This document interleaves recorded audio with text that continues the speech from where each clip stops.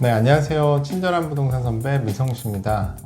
여러분들이 부동산 회사 인터뷰를 간다면 이제 무엇을 준비하시나요? 아마도 이제 이력서나 자기소개서를 바탕으로 어떤 질문이 나올지 아마 예상 질문도 뽑아보실 텐데요. 오늘은 이제 그런 고민을 하시는 분들에게 도움이 될 만한 내용을 좀 준비했습니다. 오늘은 제가 그동안 인터뷰를 들어가면서 느꼈던 것들을 정리해서 여러분들에게 말씀드려야 합니다. 만약 제가 인터뷰에 간다면 이제 어떤 것을 준비했을까 생각해보고 그것을 함께 이제 공유하는 영상을 준비했습니다. 저는 이제 우선 간단하게 세 가지로 정리를 해봤습니다. 첫 번째는 회사에 대한 정보를 이제 수집하는 것입니다. 아마도 여러분들은 그 회사 홈페이지를 열심히 이제 찾아보면서 자료를 이제 정리하실 텐데요. 제가 추천하는 것은 그것에 그치지 말고 만약 그 회사에 회사 소개서가 있다면은 충분히 탐독을 하셔가지고 그 회사에 어떤 부서가 있고 지금 주력 사업은 이제 무엇인지 잘 살펴보시라고 추천을 드립니다. 그것을 통해서 최근에 이 회사가 어떤 주력 사업으로 이제 확장을 하려고 하는지 분석을 해볼 수도 있습니다. 뿐만 아니라 이제 뉴스 검색을 통해서 회사와 관련된 뉴스를 찬찬히 살펴보시기 바랍니다.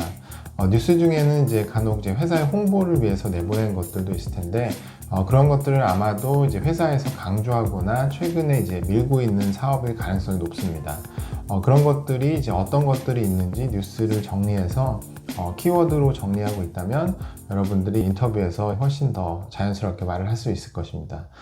제가 강조하는 것은 최소한 한 2년치 정도의 자료를 찾아보면 그 회사의 흐름도 알 수 있고 어떤 쪽에 매출이 증가하고 있는지 확인할 수가 있습니다. 그것을 통해서 지금 이 회사가 왜 채용을 추진하고 있는지 그런 것들도 살펴볼 수가 있는데, 예를 들면 이제 PM 회사 같은 경우에는 새로운 프로젝트를 수주했다, 이제 그런 뉴스들을 발견한다고 하면은 여러분들이 이제 인터뷰를 준비할 때 이제 훨씬 수월해질 수 있다는 것을 이해할 수 있습니다.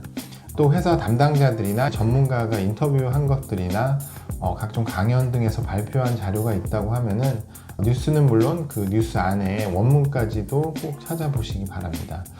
인터뷰에 갔을 때 신문에 나왔던 그분이 인터뷰어로 나올 수도 있습니다.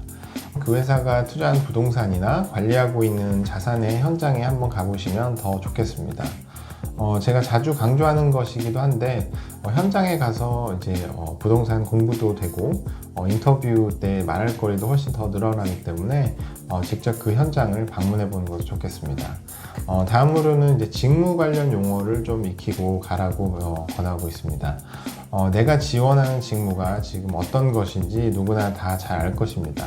하지만 이제 처음 지원하는 것이기 때문에 많은 것을 이제 알 수가 없는데 그렇다면 이제 쉽게 접근할 수 있는 게 직무 관련 기본 용어들을 익혀 놓는 것입니다.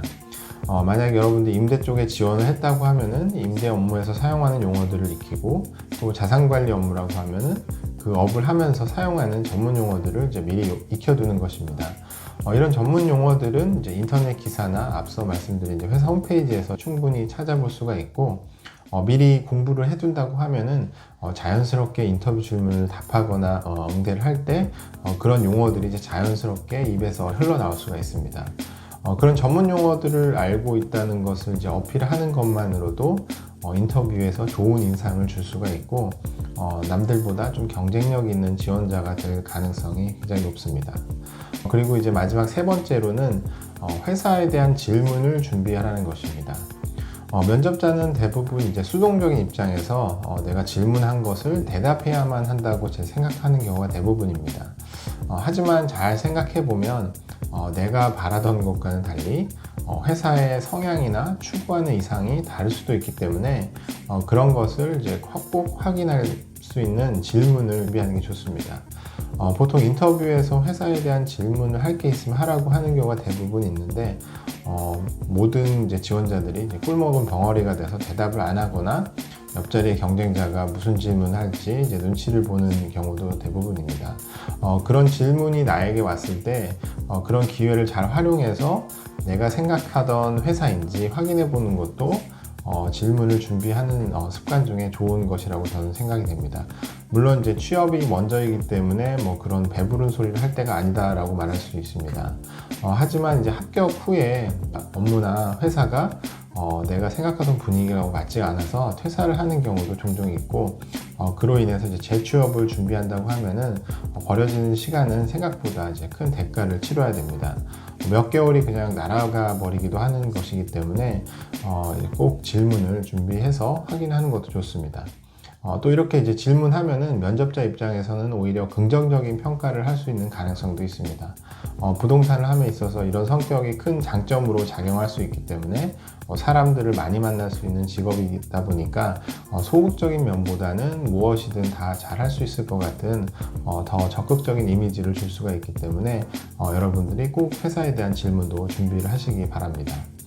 마지막으로 팁을 말씀드리면 인터뷰 장소에 먼저 도착을 하라고 말씀드리고 싶습니다. 대부분 인터뷰 장소는 여러분들이 이제 처음 가는 낯선 곳이고 가는 길을 잘 익혀놓고 가야지 여러분들이 가다가 여러 가지 일들이 생길 수도 있습니다.